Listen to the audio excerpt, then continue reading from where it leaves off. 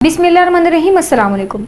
आप में से बहुत लोग ऐसे होंगे जिनको स्वलन आई बैग्स की प्रॉब्लम रहती है या फिर पफी आइज की शिकायत रहती है। पफी आइज की शिकायत स्पेशली उन लोगों में होती है जिनकी उम्र 30 साल से ऊपर होती है। They feel that with the passage of time their eyes are looking very puffy. अक्सर लोगों की रात को अच्छी नींद लेने के बावजूद भी उनकी आंखें पफी होने की वजह से थकी हुई नजर आती हैं।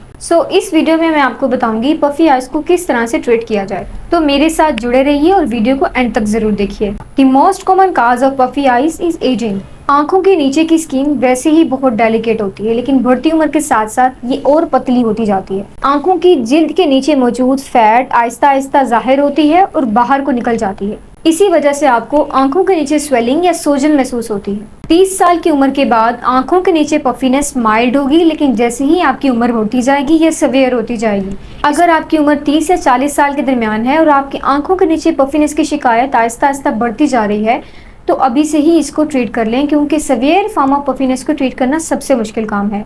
एजिंग के बाद the second and the most important cause for the puffy eyes is water retention. Water retention या अडीमा ऐसी कंडीशन को कहते हैं जिसमें हमारी बॉडी ज्यादा पानी को होल्ड रखती है, मतलब अपने अंदर जमा रखती है, जिसकी वजह से जिस्म के डिफरेंट हिस्सों में स्वेलिंग हो जाती है, जैसे कि चेहरे और आंखों की सूजन के साथ साथ हाथ पांव और टांगे भी सूज जाती है। ये ऐसा तब होता है जब आपकी बॉडी में हार्मोनल इम्बैलेंस होता है, या आप अपने खाने में नमक ज्यादा लेते हैं, या आपको थायराइड की प्रॉब्लम है, या आपका ब्लड प्रेशर कंट्रोल में नहीं रहता। हाई ब्लड प्रेशर को कंट्रोल करने के लिए या तो आप कुछ ऐसी मेडिसिन यूज कर रहे हैं जिसकी वजह से आपकी बॉडी में वाटर रिटेंशन रहता है। Even some allergies can lead to puffiness under the eyes. अगर आपको काफी पुरानी साइनाइटिस या एटोपिक डर्मेटाइटिस का मसला है जिसकी वजह से आपकी आंखों की पतलियों पर खारिश रहती है और आपको अपनी आंखों को कॉन्स्टेंटली रगड़ने की आदत है, तो इस वजह से भी आपको आंखों के नीचे पफीनेस हो सकती है। आंखों के नीचे सूजन होने की एक और वजह ये भी है, अगर आप फेस के बल सोते हैं या पेट के बल सोते हैं तो सुबह उठकर आपकी आंखें सूजी हुई होंगी या आपका पूरा चेहरा सूजा हुआ हो सकता है, लेकिन ये पफीनेस आर्जी होती है, दिन के साथ साथ ये ठीक हो जाती है। अब चलते हैं ट्रीटमेंट ऑप्शंस की तरफ जिनको आप लेकर पफी आइज को मुकम्मल तौर पर खत्म कर सकते हैं। ट्रीटमेंट शुरू करने से सबसे पहले ये देखा जाता है आपको आंखों के नीचे पफीनेस किस ग्रेड पर है, क्या ये माइल्ड है, मॉडरेट है या इसकी सवियर फॉर्म है।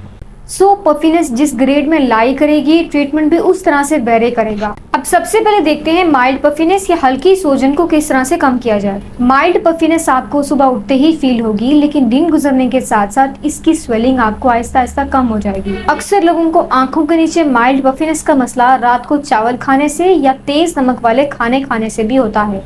उसके लिए कोल्ड कंप्रेशन बेस्ट है।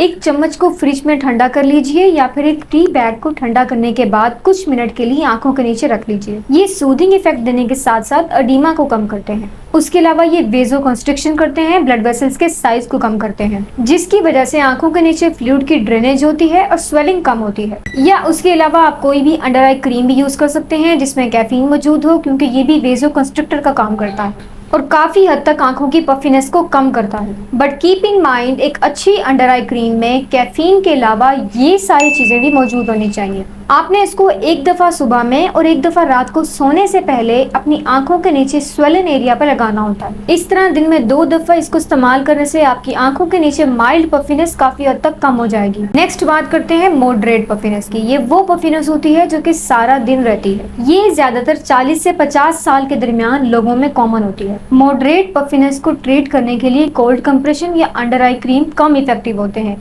इसके लिए फिलर इंजेक्शन रिकमेंड किए जाते हैं।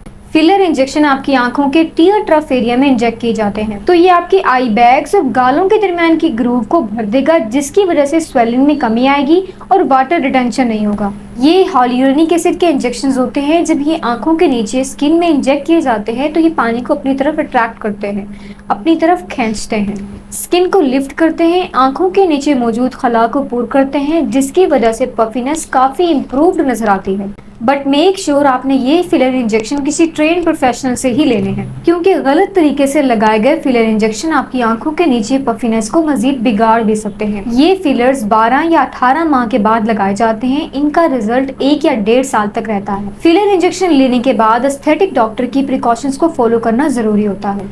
अगर फिलर इंजेक्शन किसी ट्रेन प्रोफेशनल से लिए जाएं तो ये बिल्कुल सेफ ट्रीटमेंट है, इसके कोई साइड इफेक्ट नहीं है। बस आंखों के नीचे 2 या 3 दिन के लिए माइल्ड स्वेलिंग होती है, उसके बाद ये नॉर्मल हो जाती है। अब बात करते हैं सवियर पफीनेस की, इसको किस तरह से ट्रीट किया जाए।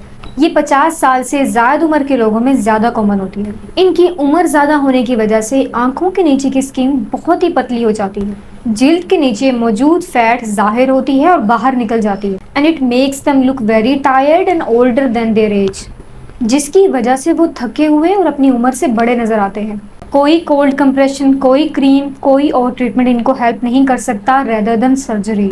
सो in such cases surgery is the only option. इस सूरत हाल में lower eyelid blepharoplasty is the best option. इसमें आपके लोअर आईलिड के मार्जिन में एक बारीक सा कट लगाया जाता है, स्किन के अंदर मौजूद उभरी हुई फैट को रिमूव किया जाता है, फिर स्टिच कर दिया जाता है। सर्जरी के बाद आंख के नीचे कोई प्रोमिनेंट वाजिया निशानात बाकी नहीं रहते, but it leads to dramatic improvement in your eye bags. So guys, I hope you find this video useful. Puffy eyes के हवाले से मैं ऑलरेडी एक वीडियो बना चुकी हूँ, आप ऊपर दिए गए कार्ड को प्रेस करके वो वीडियो देख सकते हैं। अगर आप चाहते हैं किसी भी हेयर रिलेटेड या स्किन रिलेटेड इश्यूज पे मैं वीडियो बनाऊँ, आप मुझे कमेंट सेक्शन में जरूर बताइए। चैनल को सब्सक्राइब करना बिल्कुल मत भूलिएगा। अल्लाह हाफिज।